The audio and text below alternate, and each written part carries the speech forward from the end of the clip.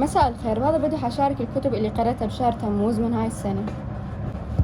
أول كتاب كان خوارق اللاشعور لعالم الاجتماع علي الوردي. هذا الكتاب هو يتناول بشكل مبسط إلى أبعد الحدود فكرة العقل الباطن أو اللاشعور، وأيضا عن الفلسفة القديمة وتأثيرها على العلوم الاجتماعية الحديثة، وهواية أمور يتناولها بشكل مبسط. وهو مقدمة الكتاب 43 صفحة حسب قوله إنه الشخص يقدر يقرأ هاي 43 في حال إنه هو ما ناوي يتعمق. هاي 43 صفحة اللي بالبداية اللي هي المقدمة حاوية على هواية أمور بشكل يعني سريع، وللي حاب مثلا يطلع فقط. أما باقي الكتاب فهو اللي حاب يعرف أكثر. هذا الكتاب يعتبر بداية جيدة للي حاب يتعمق بموضوع العقل الباطن واللاشعور. وأيضا من اسمه وأسرار الشخصية الناجحة يتكلم بشكل بسيط، يتكلم عن التأثير العقلي الباطن على شخصيتنا وتأثير الجد والجهد بحياتنا، ونتكلم عن التأثير المجتمعي على هذا الموضوع. بس كأكثر كتب علي الوردي كانت ممكن تكون أقصر، يعني مشكلة إنه أكو أفكار كل ساعة تتردد مرة الأخ، فيعني هاي الشيء دائما أشوفه بكتب علي الوردي. بس بشكل عام فالكتاب جدا جميل. الكتاب اللي بعده هو أيضا للدكتور علي الوردي اللي هي شخصية الفرد العراقي. هذا الكتاب جدا قصير، لأنه هو من الأساس كان إنه انكتب حتى ينلقي بحفل عام، بس حوله ككتاب. فهو مواضيع جدا بسيطة ومختصرة، ورغم ذلك فهي أيضا كتاب غني. وأهم شيء اللي هو أنا للأسف قرأت هذا الكتاب بعد ما سويت الفيديو اللي هو أسباب الزواج الشخصية العراقية. بعدين قرأت هذا وكان همي ذاكر أسباب أخرى للزواج الشخصية، أو أيضا مسببات تكوين الشخصية من الناحية العلمية، أيضا مو فقط من الناحية الاجتماعية. ما حبيت الكتاب لأن أنا قبل قارئة دراسة في طبيعة المجتمع العراقي. هذا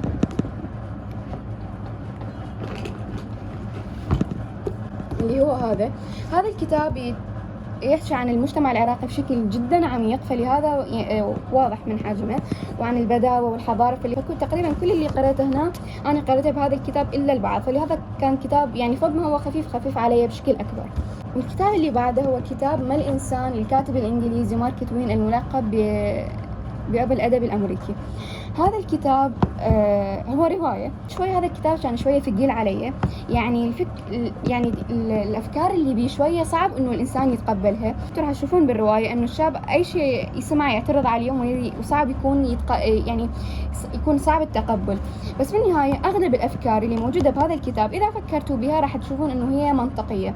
أيضا هذا الكتاب عن العقل الباطن، وعن كيفية إنه الإنسان وهنا أشبه بالآلة. وأيضا وضح فكرة إنه الإنسان متساوي مع الحيوان بالعقل من ناحية النوع، مختلف من ناحية الدرجة. الكتاب محو العراق لمايكل أورتمان وريتشارد هيل وبول ويلسون. هذا الكتاب ما عجبني كلش، لأن يعني هو يتكلم عن سقوط النظام والأساليب الأمريكية وزيف الديمقراطية اللي نوعد العراق بها. وإذا كانت أكو لقاءات مع عراقيين حتى يسولفون على الأحداث اللي صارت يعني معهم شخصيا. تكلم عن الأوضاع. يعني هذا الكتاب في حال كنت عراقي يعني فهذا ما حيفيدك، لأن أكيد يعني إنه أنت كل شيء هنا تعرفه. بس أنا عن نفسي ما كلش عجبني، بناء إنه كل شيء هنا تقريبا أنا على معرفة سابقة. الكتاب اللي بعده هو رواية الهوية المفقودة لسهير يعقوب.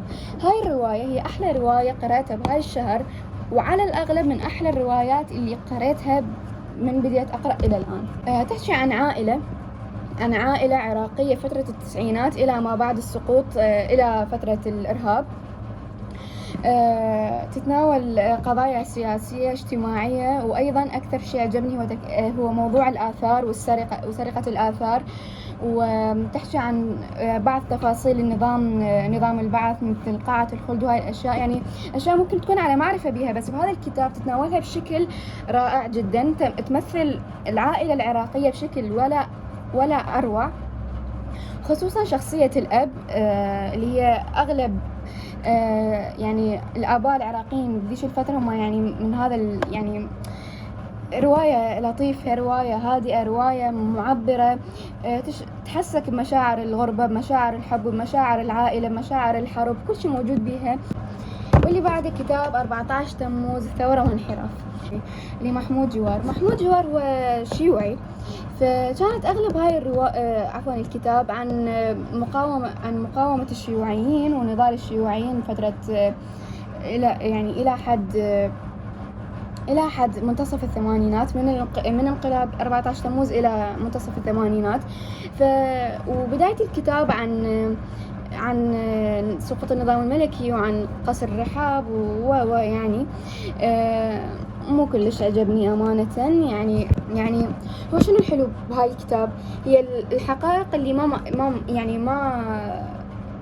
ما مطروقة، بما أنه الكتاب يعني مأخوذ من كتب قديمة، من كتب نادرة، من شخصيات عاشوا هاي الأوضاع، والكاتب نفسه أصلا انسجن بذيك الفترة وعاش فترة النضال. بس يعني لو كنت أعرف محتويات الكتاب لما كان قرأته. بفترة من هذا الشهر كلش عجبني أقرأ عن الإمبراطورية الروسية وإلى الآن. فبالفترة اللي قرأت بها عن الإمبراطورية الروسية قرأت أكثر شيء عن القرن ال18، وهالكتب الروايات ثلاثة مكتوبة بالقرن ال19. فيعني إنه مثل حاولت إنه بالفترة اللي أقرأ عن الإمبراطورية أعرف شعبها شلون كان يعيش، وهذا مستحيل أحد يجسد هذا الشيء بقد ما يجسده الكاتب الروسي المعروف ديوستويفسكي. هاي مو تجربتي الأولى مع ديوستويفسكي، قرأت له روايات قبل لا أبدي. أكو شغلة ما حلوة بالروايات الروسية بشكل عام، أو الروايات الروسية اللي أنا قاريتها، نهايتها دائما تكون شكل غريب. يعني هي أوكي موجودة نهاية، مو يعني بس شايفين مثلا تبعون مسلسل والحلقة الأخيرة مضطرين بسرعة ينهون المسلسل، يعني ما لحقوا على الأحداث وبسرعة لموا بآخر حلقة. دائما الروايات الروسية تنتهي بشكل يعني تحسها مستعجل. فما أعرف يعني أنا اللي ما مفتهمة، أو هو يعني هي هيك تنتهي. أول رواية كانت قلب ضعيف، والرواية اللي بعدها اللي أغلبكم تعرفوها اللي هي رواية الفقراء، وأيضا لديوستويفسكي. رواية الفقراء هي أتوقع يسموه من أدب الرسائل، اللي هي عبارة عن رسائل مراسلات بين شخصين، بين بنت اسمها باربرا وسيد ماركر اللي هو يكون كبير بالعمر. يوضح صورة المجتمع الروسي بالقرن ال19 وكلش يعني بطريقة يعني، بس ما حسيت إني قريبة من الشعب الروسي صراحة. يعني أنا من سمعت المدح عن هاي الرواية حسيت حسيت إنه هو تناولها بشكل كبير، يعني حسيت إني أحس بالشعب الروسي صدق بذيك الفترة اللي يعاني بها من الفقر وغيره، بس ما حسيت بيه كلش. بس الأمانة انقهرت كلش على النهاية، يعني مش كنت أريد النهاية تنتهي هيك أبدا. الرسائل اللي انكتبت آخر شيء كلش أثرت فيا. يعني الآخر كم رسالة وهي تودعة، يعني حسيت ما أعرف شلون أوصفه. وأيضا طفولة البنت لما تحكي لصديقها عن طفولتها جدا يعني مؤثرة، خصوصا للي عايش هيك شيء. والرواية الروسية اللي بعدها هي رواية الحب الأول لإيفان تورغنيف. يعني مو مشكلة إذا نطقت الأسماء غلط، أنا أصلا عانيت بهاي الفترة بسبب الأسماء الروسية. يعني تمنيت أقرأ اسم واحد يكون يعني سهل. هاي رواية كلش جميلة، يعني كنت حاطة عليها أمل إنه حلوة بعد ما قرأت هاي، وفعلا من قرأتها إنه ما خيبت لي ظني. تحكي عن أنا اللي أحبه بالكتاب الروس إنه دائما حسم إنه يعرضون المشاعر.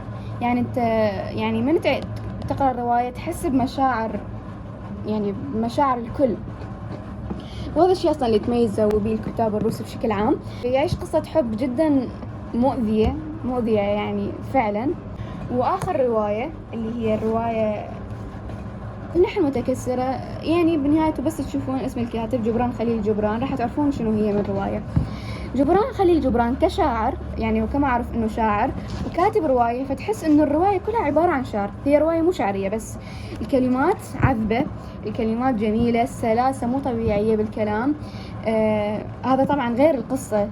قصة الرواية داش عن طريقة الكتابة حلوة، بيها توصل لك مشاعر كلش حلوة. طريقة الكتابة طبعا كلش حلوة، والقصة أيضا حلوة. فراق بين شخصين بسبب الظروف، تتناول قضايا كلش مهمة رغم إنها قصيرة تقريبا 78 صفحة. 78 صفحة، إلى أنها تتناول قضايا اللي هي أولا ظلم المرأة في المجتمع العربي، وأيضا تتناول قضايا رجال الدين وسيطرتهم باسم الدين وغيرها.